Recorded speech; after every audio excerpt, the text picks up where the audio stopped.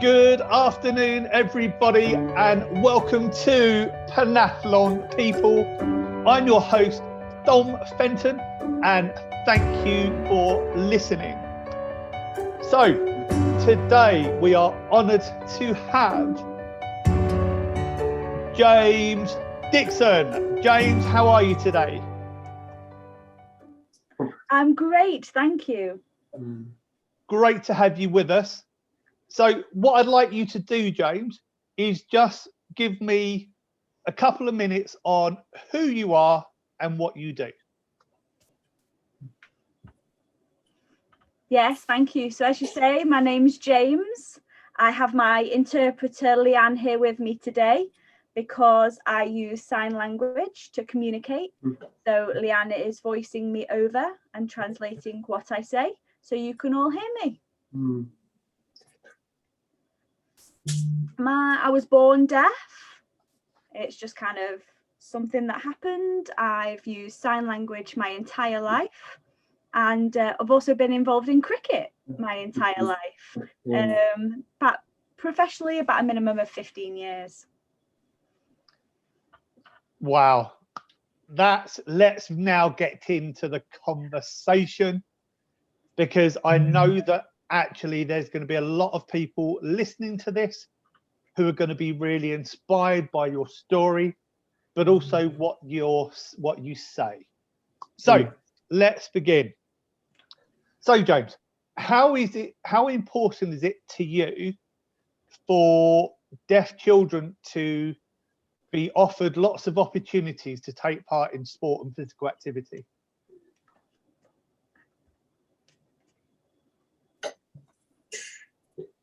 Yeah, that's a really good question. I think it's incredibly important for deaf children to be involved in sport. And I think really it's just because from personal experience, I've noticed that there are many barriers for deaf children in terms of those that can't speak, maybe as an education kind of setting as well. There's not that full accessible communication that they can just get involved in sports in. So like Deaf Sports UK are an organisation that provides sports in BSL and accessible for deaf children. As an example, as I say, I was born deaf personally, but I have hearing family members. There's nobody in my family that are deaf. But as I said before, my love is cricket, and that's a family tradition. I have many family members, my father, my grandfather, brother, cousins, uncles, all kind of have a love of cricket, and that influenced me. So I was 4 years old when I started playing. I mean, from a baby, really, as soon as I could hold a bat, they were handing me one. And throwing a ball and messing about with it. But without my kind of dad recognizing that I was good at it too, I wouldn't have been able to progress. You know, from that soft ball to a hard ball, kind of then 7 years old, getting more involved. And originally I was involved in mainstream cricket clubs. But my father would come, he would coach that team actually. My brother was involved in the team, and they helped me communicate with those that were partaking as well, and that's how I built up from there. My dad always taught me kind of how to use the ball, how to hold the ball properly, how to hold the bat properly, and getting that information visually.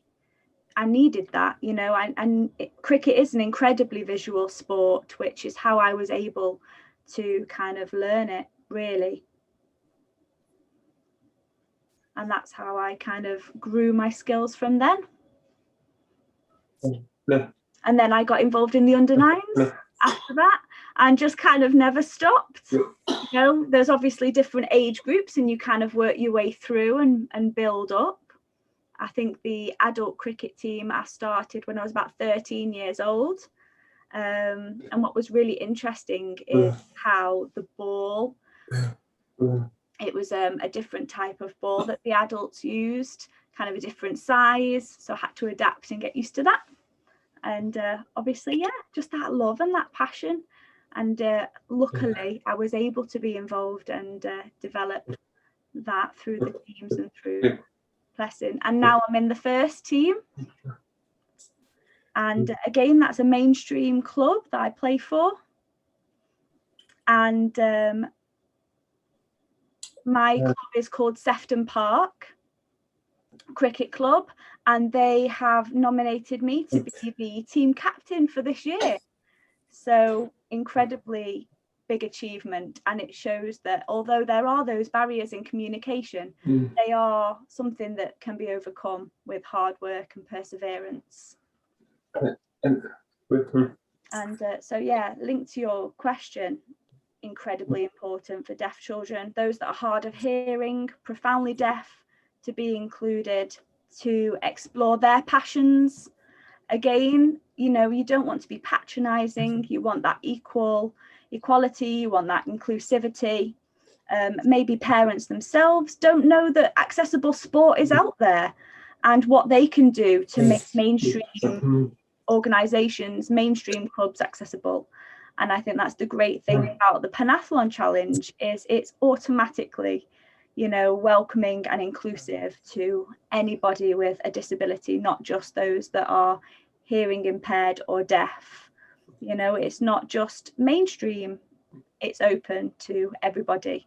And those that learn skills early on can then increase, maybe in the future they can find out what other teams are in there. Maybe join, for example, the deaf Great British teams that are out there. Fabulous. So you were lucky in the fact that your family were involved, and you're able to get into sport through that way. So you're in the northwest of England. So if we're now thinking about Panathlon, the opportunities that Panathlon have given to children with disabilities in your area, how important have they been, and how important have they been to the children that you've worked with through the Panathlon events?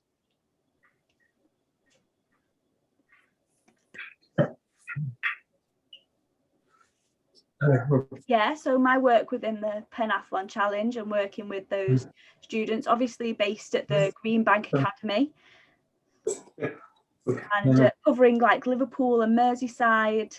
It's been incredibly accessible. It's been incredibly, a lot of people have undertaken the opportunity to get involved, and I think those that were struggling in mainstream competitions or sports in their area that didn't have that accessibility, you know, were able to become involved in this.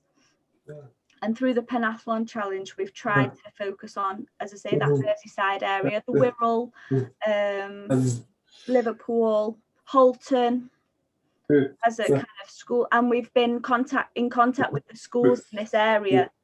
And luckily, we are based in the middle, and everybody's been able to travel and get to it, obviously, before the COVID happened, pandemic happened. But it's been great to kind of work with those schools. And as I say, there's a range of schools that we were able to work with, those with complex needs, you know, SEN schools, those that had units for deaf children. So, for example, we had a school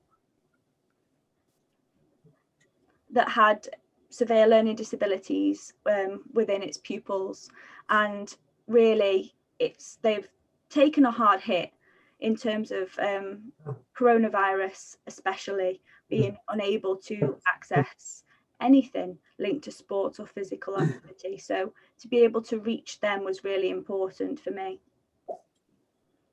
And I think the Merseyside schools as well need to be proud of their teams and see what they've been able to achieve and combat those inequalities. You know, we've had loads of new ideas, and also just general PE sessions within schools, thinking about how they can be more accessible.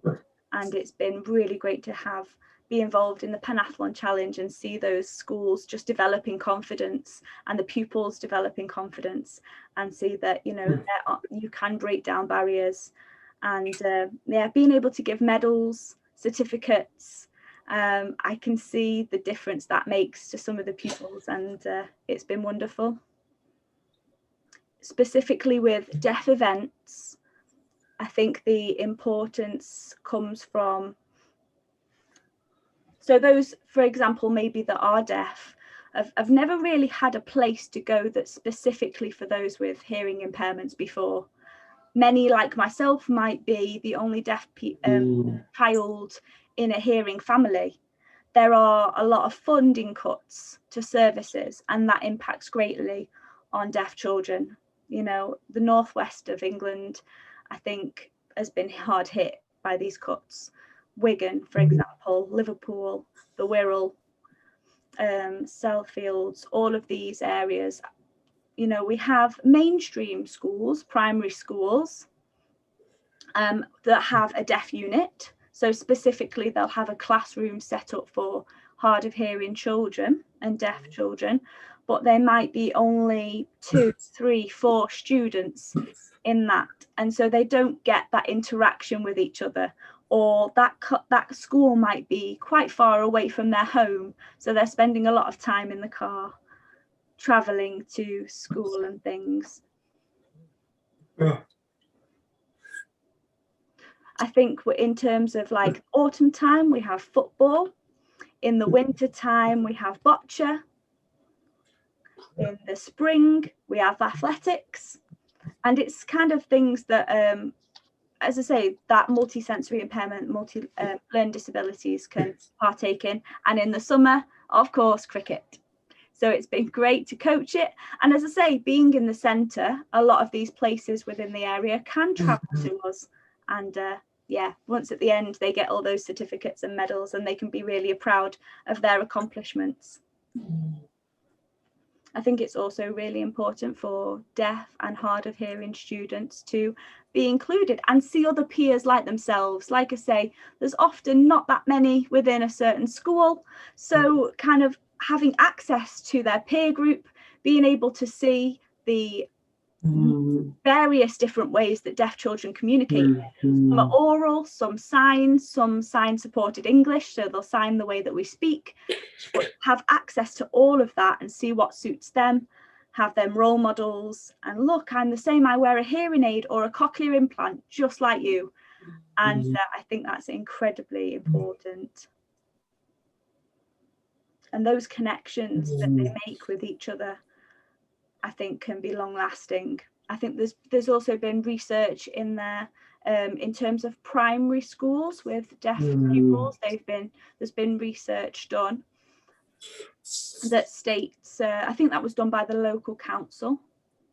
They've done the dyslexia service, or they've done like the teacher of the deaf service, and they've consulted and kind of looked at these communication needs. And there's a lot of support out there for deaf children, hard of hearing children, to have the support to see others like themselves, to have access to that sign language. And we really want to protect those that are in mainstream schools that don't see others. We also don't want them to become kind of second-hand. We don't want them to become second class. We want them to realise that they are just as important as their peers who are hearing. And I think that building that resilience and that voice for themselves, you know, that deaf people can do anything. We can do anything we like. I completely agree with that. And I think some of the messages already coming out are so important around building confidence and showing people what we can all do. No matter if we have a disability or not, it's really important that we can all achieve whatever we want to achieve. Exactly. You know? And try and help those that maybe aren't as fortunate as ourselves, those that are deaf and hard of hearing, people with additional needs, trying to support them to realise that, you know, the sky's the limit. Nothing, there's no limit on your future achievements.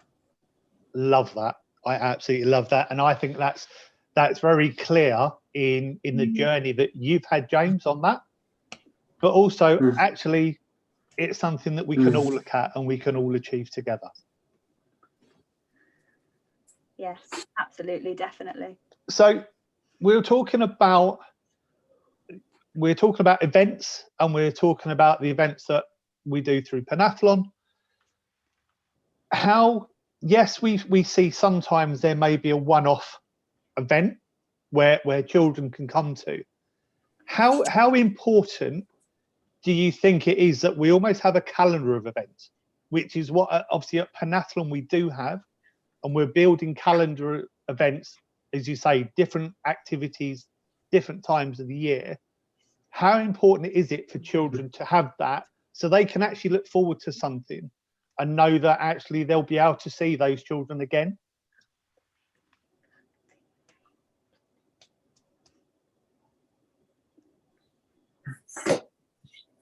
Oh, fascinating question. Yeah, I think that's incredibly important. I think about kind of my old work colleagues that I met through the Panathlon Challenge, kind of being able to make those bonds and have regular contact with the same people, get to know how people work, how people like it. And I think things run smoother when that happens as well. You don't like a lot of change. You don't like to have to replan from the start all again. You know, you like the same processes, what works well, and you can build on what doesn't work so well. I think in my council area, it's quite different. So we have sometimes different half terms, Easter holidays, you know, and we have to kind of adapt and match our local area. So I think those regular, you know, as I say before about, you know, consistency, you know, it's not good to change. So being aware of the school calendars, having those regular events, being able to look forward to things, or for example, like a child knowing they can do an Easter sport and knowing that next year it'll be the same date, or they've got something, you know, we'll do the same thing next year and it won't be massively different, might be improved upon, but they've got that to look forward to, and maybe friends that they're going to keep and regularly see. I think in specifically deaf events, you know, there's only the kind of one a term, you know, there's 4 terms, so there's one for each term. And I think that's kind of a school's decision on what they can access, being able to take time out specifically for those deaf children. And I think a lot prefer football. Football's kind of the main interest at the moment. But kind of follow, as I say, the school systems and their holidays and try and fit around them. And we don't like changes. We don't like it where pupils can't attend for whatever reason. So it's great to have that consistency. And I think it also helps the teachers or TAs that are supporting these pupils to come as well, you know, and that consistency means that they're more willing to be able to bring students to come and partake. It's been a big challenge, you know, checking half-term schedules, Easter holidays. Yeah, definitely a big challenge. You know, don't want to clash. And it is, and I think it is that element of trying to fit into the calendar. But as we have everything aligned, then actually it builds excitement for the children that are taking part. It builds excitement for the schools, because they can actually build what's going on in school to get ready for those events.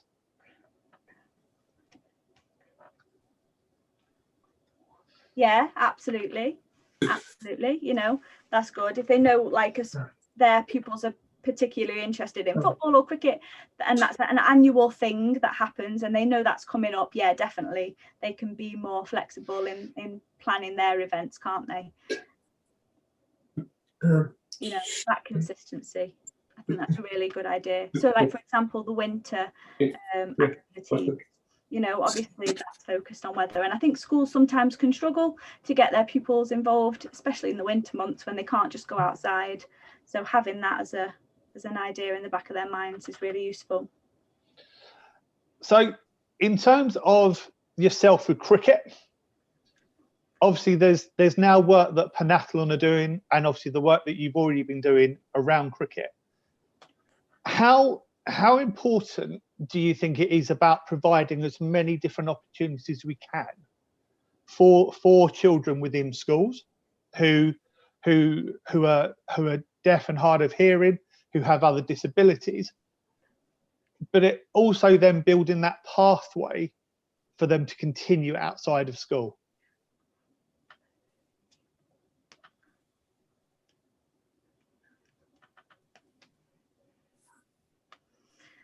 Okay, good question.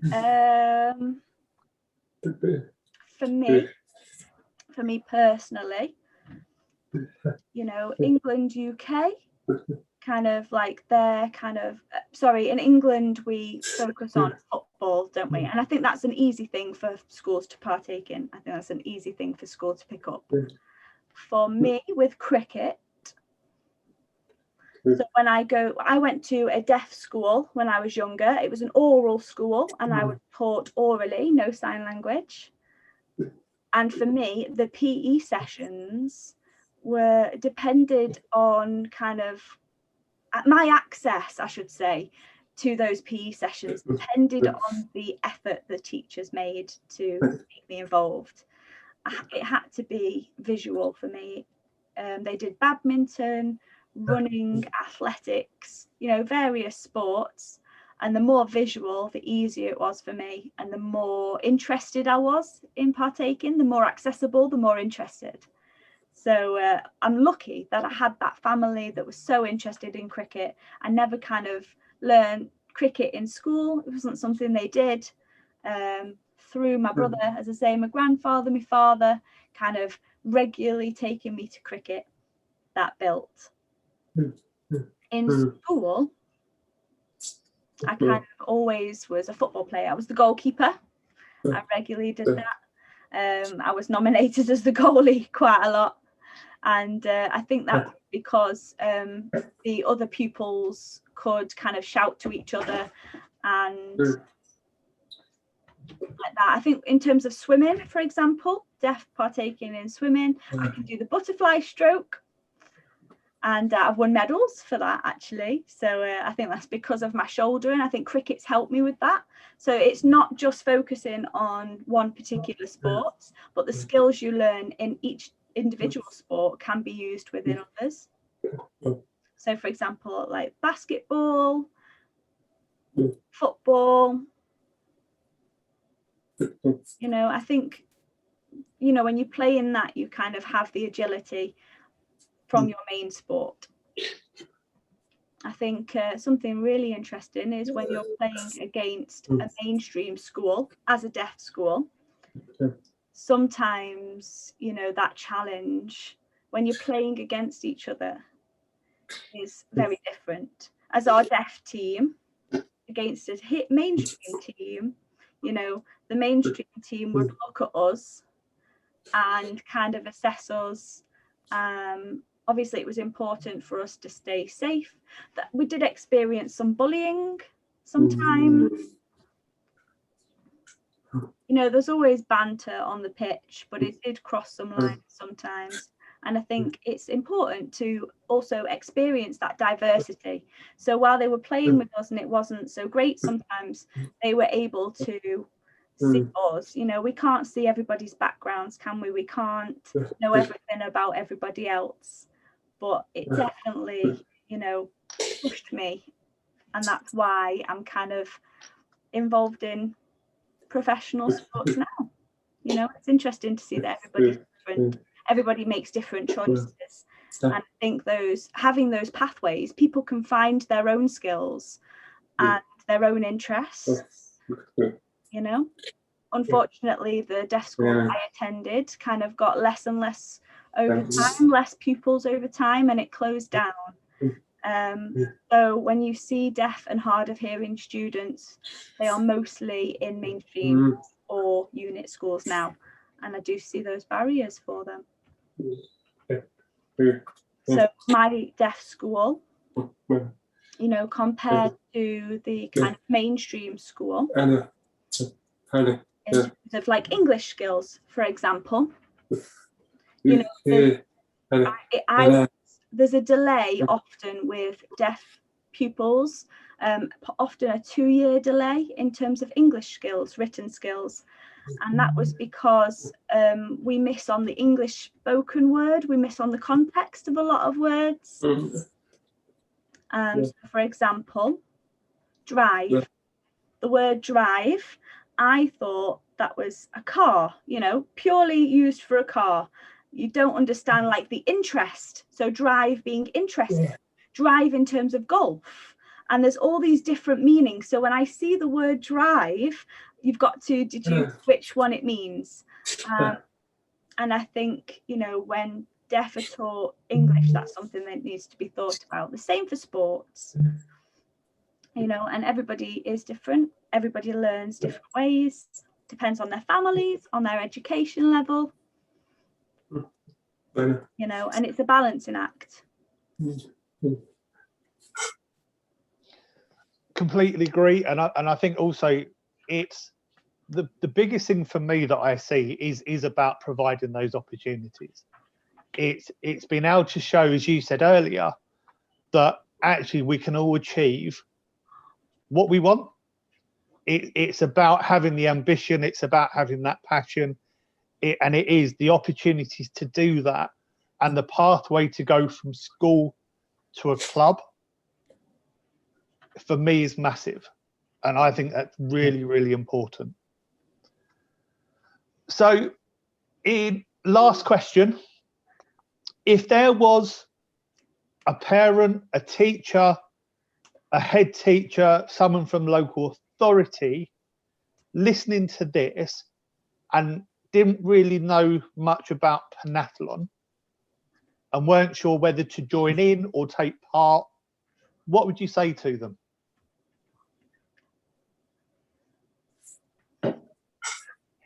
Yeah, I would have lots of advice. I would say definitely get involved. For me, my advice, I guess, would be to try and network. You know, Panathlon provides that opportunity to network with other schools. I think teachers of the deaf in particular, you know, they can consult and clarify with schools. I think they could get a lot of advice from Panathlon schools in terms of, like, as I say, PE sessions, talking about my experience before and how that can be, how deaf children can be supported in mainstream. I think it's incredibly important to get that support early on. I think it's really important as well to, you know, when deaf students are in mainstream schools, they need to be able to realise or be proud of their achievements. Like I say, about medals and certificates before, you know, they can look at themselves, look at their achievements, look at what they've done and say, wow, I did that, or I made these friends and we all achieved this together. I think it's important for the local authority, you know, the councils, to kind of consult and being able to feed back as well. I think it's incredibly important. Sometimes, you know, not on a regular basis, but kind of, you know, maybe once a month having contact, or them being able to see what we do. And I think maybe that may influence, you know, and that's been incredibly successful from my experience recently. In terms of, for example, Wigan Council, that's been fantastic. I've been really in awe of, you know, how they've got such a high hard of hearing rate. They've got a lot of pupils in their mainstream schools that have disabilities, hard of hearing, deaf, and one of their representatives came over, saw what we were doing, saw the work we were doing with those students, and, you know, was in awe and really impressed, took that back and understood the importance of deaf children being with deaf children, making those connections, making those friends, having that peer support and social skills, developing those social skills, and how important that was for later in life.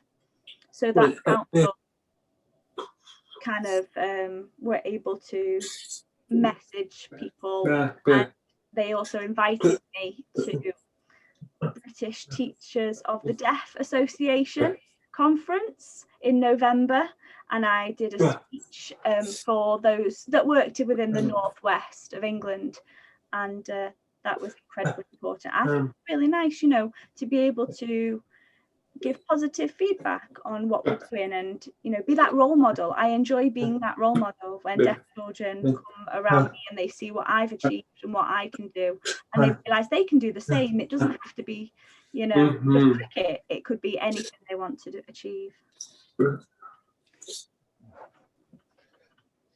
I think certainly with that, James, you are a role model.